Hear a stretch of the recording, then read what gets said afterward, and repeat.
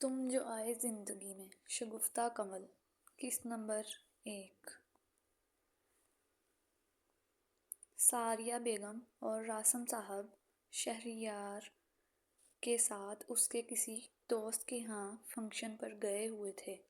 रात 11 बजे वो वापस लौटे तो घर में एक तूफान मचा हुआ था। नेहा कौर का गाना फुल स्पीकर पर चल रहा था जिस पर वो दोनों झूम रहे थे। बादल तो बकायदा उठकर ठुमके लगाकर अपने शराबी होने का सबूत दे रहा था। सारे लाउंज में चिप्स के पैकेट और पॉपकॉर्न के डब्बे बिखरे पड़े थे। पानी की बोतलें बगैर ढक्कन के पड़ी इधर उधर धक्के खा रही थी जिनसे पानी बहकर लाउंज में फैल चुका था। टेबल ऊंधा पड़ा था। कुशन सारे लाउंज में बिखरे पड़े थे। 1 सीटर सोफा उल्टा पड़ा था। ऐसा लग रहा था जैसे जलजला आया हो और सब कुछ उलट कर रख दिया हो। सारिया बेगम इतना फैलाव देख के चकरा कर रह गई। आगे बढ़कर गाना बंद किया तो दोनों को होश आया। लाउंज की अबतर हालत देखकर उन दोनों की आंखें भी फैली।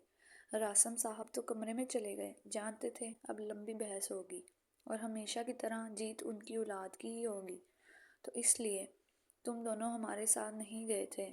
सारिया बेगम ने बादल को कान से पकड़ा। मम्मा छोड़े ना, ये सब हमने नहीं किया, हम लोग तो पार्टी कर रहे थे। पता नहीं ये इतना सब कुछ कैसे फैल गया। सच्ची भाई, बादल ने मासूमियत के सारे रिकॉर्ड तोड़े। हाँ मैं जानती हूँ तुम लोगों की कहाँ गलती होती है। गलती तो हमसे हुई जो तुम जैसी औलाद पैदा की है। और तुम ज़रा इधर आओ, कितनी मासूम बनकर खड़ी हो। सारिया बेगम ने पहले बादल और फिर इमसाल को घूरा जो जल्दी से शहरयार के पीछे जा चुकी थी। यहाँ आओ, ये सब साफ कौन करेगा। चलो शाबाश, शुरू हो जाओ दोनों। 10 मिनट में मुझे पूरा लाउंज पहले वाली हालत में चाहिए, सारिया बेगम ने सख्ती से कहा। भाई, उसने रोनी सूरत बनाई और शहरयार तड़प ही तो उठा था। मामा छोड़े ना, रहने दें, शहरयार ने उसे अपने साथ लगाते हुए कहा। क्या मतलब रहने दूं, ये सब कौन समेटेगा। अब की बार उन्होंने शहरयार को घर का उसके यूं तड़प उठने पर सारिया बेगम का बेख्तियार जी चाहा कि उसे भी एक रख के लगाए। मैं कर देता हूँ, चलो बच्चे तुम लोग कमरे में जाओ, रात बहुत हो गई है, सुबह यूनी भी जाना है, सो जाओ जाके। चलो शाबाश, शहरयार ने उन्हें कमरे में भेज दिया। आगे बढ़कर खुद चीज़ें समेटने लगा। वह दोनों तो फौरन खिसक गए थे। सारिया बेगम बेबसी से उसे देख कर रह गई। छोड़ दो तुम भी, सुबह मैं देख लूँगी। वह जानती थी सारा दिन का थका हुआ होने के बावजूद वो सब समेट कर ही सोने के लिए जाएगा। पक्का ना, शहरयार ने पूछा तो उन्होंने सर हिला दिया। मम्मा गुस्सा मत किया करें, बच्चे हैं, आहिस्ता आहिस्ता ठीक हो जाएंगे, अभी तो उनके इंजॉय करने के दिन है। मैं जानती हूँ शहरी बाजी की तो चलो खैर है, लेकिन अमसाल लड़की ज़ात है, कल को अगले घर में जाएगी, मुझे उसकी फ़िक्र रहती है।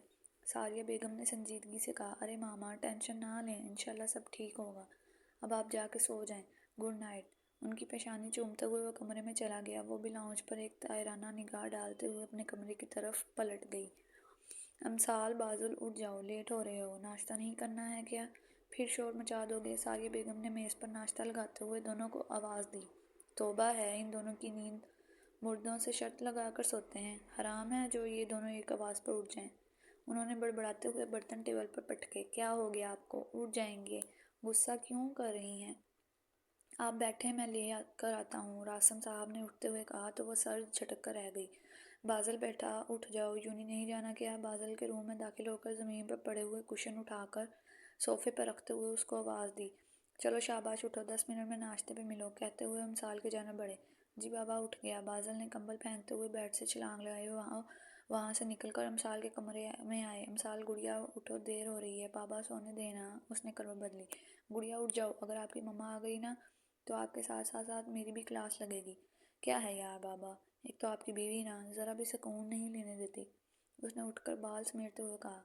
सल्ले, रासम साहब ने मसनूई गुस्से से कहा। ओके ओके, हाथ उठाकर कहती वॉशरूम की तरफ बढ़ी। जल्दी आओ, हम नाश्ते पे इंतज़ार कर रहे हैं, वो कहते हुए बाज निकल गई। बीबी जान, अब आपकी तबीयत कैसी है, आसम शाह ने नाश्ता करते हुए बीबी जान से पूछा। अल्हम्दुलिल्लाह अब ठीक हूँ, बस थोड़ा सा ब्लड प्रेशर लो हो गया था, तुम फिक्र मत किया करो। जब फजूल और उल्टा सीधा सोचेंगी तो ऐसा ही होगा। कितनी बार कहा है, लेकिन आपको कुछ समझ आए भी तो ना, मुस्तफ़ा शाह ने सर्द लहजे में कहा। क्यों ना सोचूं उसके बारे में, मेरे वजूद का हिस्सा है बेटा, है वो मेरा, पता नहीं कैसा है, किस हाल में है। उन्होंने अपने शोहर मुस्तफ़ा शाह की तरफ देखते हुए दुख भरे लहजे में कहा और अपनी چھڑی اٹھا کر کرسی سے اٹھ گئی. پیچھے سب ایک دوسرے کی نظریں چرا کر رہ گئے. آرام سے کھاؤ, کبھی کوئی انسانوں والا کام بھی کر لیا کرو. ساریہ بیگم نے جلدی جلدی کھاتی امسال کو ٹوکا. کیا ہے ماما, آپ کو میری کوئی بات اچھی لگتی بھی ہے یا نہیں؟ امسال رونا ہنسی ہوئی. تو تم میں کوئی اچھی بات ہو تو مجھے اچھی لگے نا. انہوں نے سر جھٹکا. بابا آپ دیکھ رہے ہیں نا, آپ کی یہ والی بیوی نا مجھے بالکل بھی پسند نہیں. آپ میرے لیے نئی ماما کا بندوبست کریں. اس نے شرارت سے راسم صاحب کو دیکھا جو چائے پیتے ہوئے مسکرا رہے تھے. ٹونی بالکل صحیح کہہ رہی ہے. کیوں بھائی؟ بازل نے جو اس پیتے شہریار کو بھی گھسیٹا. نہ بھائی, مجھے تو تم لوگ معافی رکھو. شہریار نے ہاتھ کھڑے کیے. شرم تو نہیں آتی باپ کی دوسری شادی کی بات کرتے ہوئے؟ اور آپ بھی کتنے مزے سے بیٹھے ان کی بکواس سن رہے ہیں. ساریہ بیگم نے ان دونوں کے ساتھ ساتھ راسم صاحب کو بھی گھیر لیا, کیونکہ وہ جانتی تھی ان کی اولاد ان کے ہاتھ آنے والی شے نہیں ہے. چلو بھائی, بہت باتیں ہو گئی, اب چپ چاپ ناشتہ کرو. راسم صاحب نے مصنوعی غصہ دکھایا.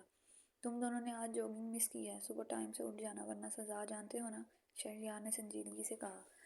جی بھائی, دونوں نے شرافت سے یکجاں زباں ہو کر کہا, کیونکہ پچھلی بار بھی جوگنگ مس کرنے کی وجہ سے سزا کے طور پر ایک ہفتہ تک لوکل بسوں میں جو دھکے کھائے تھے ان کو وہ اچھے سے یاد تھے. دونوں کی ہر شرارت, ہر فرمائش شہریار سر آنکھوں پہ رکھتا تھا, لیکن کچھ معاملات میں بقول امسال کے وہ ہٹلر کا نیو ورژن بن جاتا تھا, جس کا اظہار وقتاً فوقتاً اس کے منہ پر بھی کرتی رہتی تھی. ٹھیک ہے, پھر شام میں ملتے ہیں, اللہ حافظ. کہتے ہوئے راسم صاحب کالج اور شہریار آفس کے لیے نکل گئے. اوکے مما, اللہ حافظ. ماں کے گال چومتے ہوئے وہ دونوں بھی نکل گئے. یونیورسٹی دنیا کی وہ جگہ ہے جہاں آ کر میں خود آزاد فیل کرتا ہوں. امسال گاڑی پارک کر کے آئی تو بازل نے کہا. امسال نے بھی سر ہلا دیا. اندازہ ایسا تھا جیسے طویل نظر بندی کاٹ کر آ رہے ہوں. یونیورسٹی میں داخل ہوتے ہی کئی ستائشی نظریں ان کی طرف اٹھی تھی. ریڈ ٹی شرٹ اور بلیک جینس پہنے ہمیشہ کی طرح سیم ڈریسنگ کیے ہوئے تھے. چاہے کوئی فنکشن ہوتا یا عام روٹین, وہ دونوں ہمیشہ ایک جیسے ہی کپڑے پہنتے تھے. امسال ساتھ میں حجاب لیتی تھی. ارد گرد سے بے نیاز وہ آنکھوں میں شرارتی چمک لیے ادھر ادھر نگاہیں گھماتے کلاس روم کی طرف جا رہے تھے, یا پھر شاید کوئی شکار ڈھونڈ رہے تھے. آج لیکچر لینے کا موڈ نہیں ہے, امسال نے بیزاری سے کہا. تمہارا کبھی موڈ ہوتا بھی ہے؟ چپ کر کے چلو. پہلے ہی اس سبجیکٹ کی اسائنمنٹ میں میرے بہت کم مارکس ہیں. بازل کی بات پر وہ منہ بنا کر رہ گئی, البتہ دل میں کلاس نہ لینے کا پکا ارادہ کر چکی تھی. وہ کلاس میں بیٹھی بوریے سے اسٹوڈنٹس کا جائزہ لے رہی تھی, جبکہ بازل زور و شور سے لیکچر سن رہا تھا اور نوٹ بھی کر رہا تھا. اچانک اس کی نظر بازل کے موبائل پہ پڑی جو ڈیسک کے اندر اس کی بک پر رکھا تھا.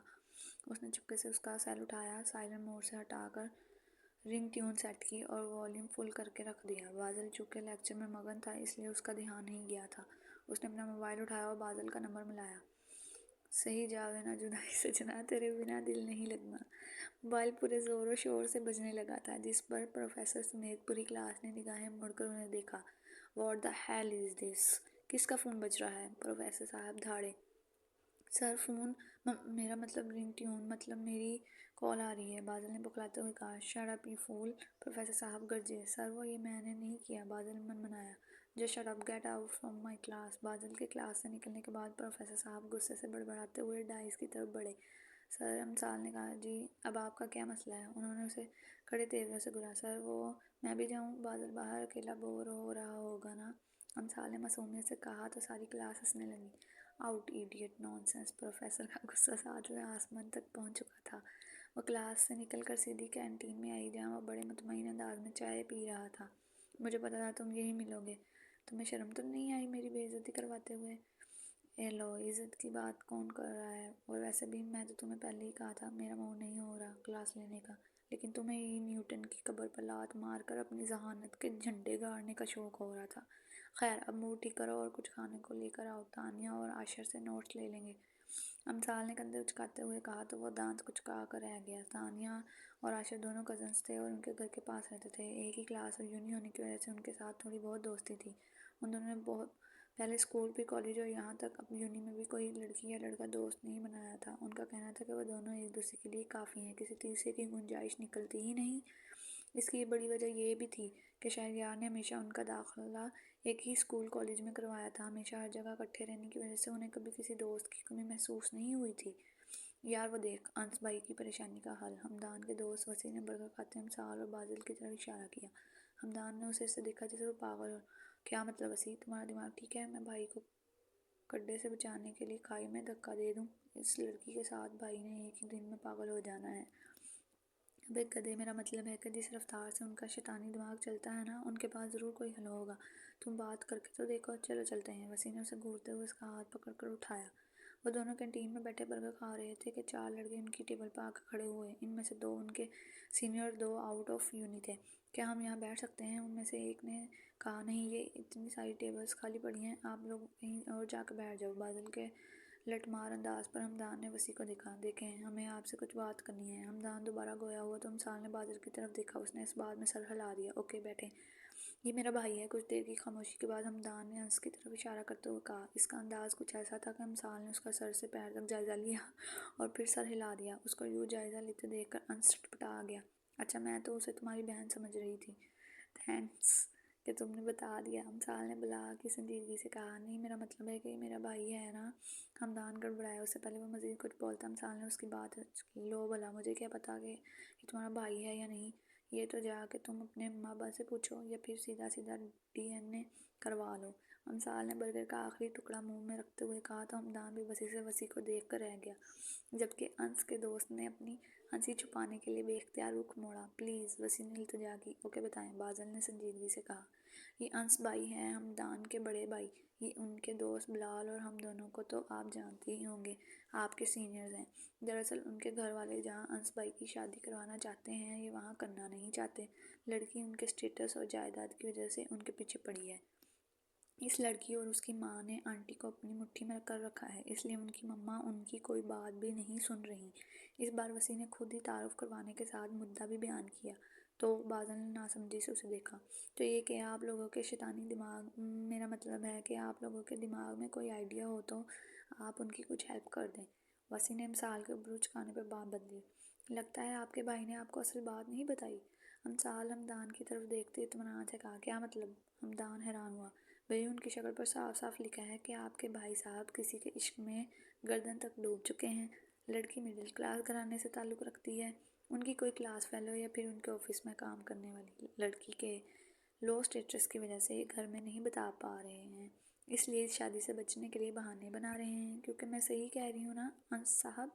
امثال انس کی آنکھوں میں دیکھتے ہوئے مسکرائی تو وہ نظریں چرا کر رہ گیا۔ اس کے یوں نظریں چرانے پر حمدان اچھل پڑا۔ بھائی، تمہارے صدمے کو وہ صرف اتنا ہی کہہ سکا۔ خیر، آپ کا کام تو ہو جائے گا، لیکن ہماری فیس کون دے گا؟ ہم فیس کے بغیر کچھ نہیں کرتے۔ امثال اپنے مطلب پر آئی۔ بادل خاموش بیٹھا تھا۔ ویسے بھی ان معاملات میں امثال کا دماغ خوب چلتا تھا۔ آپ بتائیں، آپ کو کیا چاہیے؟ حمدان نے پوچھا۔ زیادہ کچھ نہیں، بس سر راشد کے پاس ہماری اسائنمنٹ اٹکی ہوئی ہے، اس کے نمبر لگوانے ہیں، امثال نے لاپرواہی سے کہا تو حمدان ایک بار پھر اچھلا۔ سر راشد کے پاس جانا مطلب خود جا کر کلہاڑی پر اپنا پاؤں مارنا۔ پوری یونی میں ہٹلر کے نام تو مشہور تھے۔ ویسے سر راشد نے اسائنمنٹ روکی کیوں تھی؟ وسیع نے پوچھا۔ ہر عمل کا رد عمل ہوتا ہے، لیکن یہ بات سر کو کون سمجھائے؟ آخر کون؟ دیکھو بھائی، انہوں نے ہمیں کلاس سے نکالا تو بدلے میں کچھ دن پہلے جب ان کے گیسٹ آئے ہوئے تھے تو ہم نے ان کے روم کے باہر پٹاخے رکھ دیے۔ کسی اسٹوڈنٹ نے دیکھ لیا تھا ہمیں تو اس الو کے پٹھے نے جا کر سر کو بتا دیا۔ سر نے اچھا خاصا بے عزت کرنے کے بعد سزا کے طور پر اسائنمنٹ روک لی ہے۔ کہتے ہیں کہ اپنے گھر سے کسی کو لاؤ، اور وہ کمبخت گول گپے والا، وہ بھی اس بار 5000 میں بھائی بننے کے لیے نہیں مان رہا ہے۔ کہتا ہے کہ پچھلی بار بھی بہت بے عزتی ہوئی تھی، میں 3 دن تک ڈھنگ سے نہیں سو سکا تھا۔ تمہارے استادوں کے تم لوگوں کی شان میں پڑھے گئے قصیدے کئی دن تک میرے کانوں میں گونجتے رہے ہیں۔ اس بار 20,000 لوں گا۔ پتہ نہیں تم لوگوں کے کون کون سے کارناموں پر باتیں سننے کو ملیں گی۔ کم پیسوں میں اتنی زیادہ بے عزتی نہیں کرواؤں گا، امثال نے آخر میں منہ بسورتے ہوئے کہا۔ وہ چاروں منہ کھولے اس کی گل افشانیاں سن رہے تھے۔ خیر، یہ بادل کا نمبر ہے، ہمارا کام ہو جائے تو بتا دیجیے گا، ہم لوگ اس لڑکی سے مل لیں گے جس سے آپ کی شادی ہو رہی ہے۔ I'm sure اس کے بعد وہ مرنا پسند کرے گی، لیکن تمہارے بھائی سے شادی قطعی نہیں کرے گی۔ امثال کہہ کر بادل کو آنے کا اشارہ کرتی اٹھ گئی۔ ان کے کینٹین سے نکلتے ہی بلال کا فلگ شگاف قہقہ بلند ہوا تو وہ تینوں بھی ہوش میں آئے۔ خیر، کہہ تو ٹھیک ہی رہی تھی کہ ان سے ملنے کے بعد نتاشا واقعی مرنا پسند کرے گی، لیکن بھائی سے شادی نہیں کرے گی۔ حمدان جھرجھری لے کر سیدھا ہوا۔ وہ شاید ابھی تک اس کی باتوں کے زیر اثر تھا۔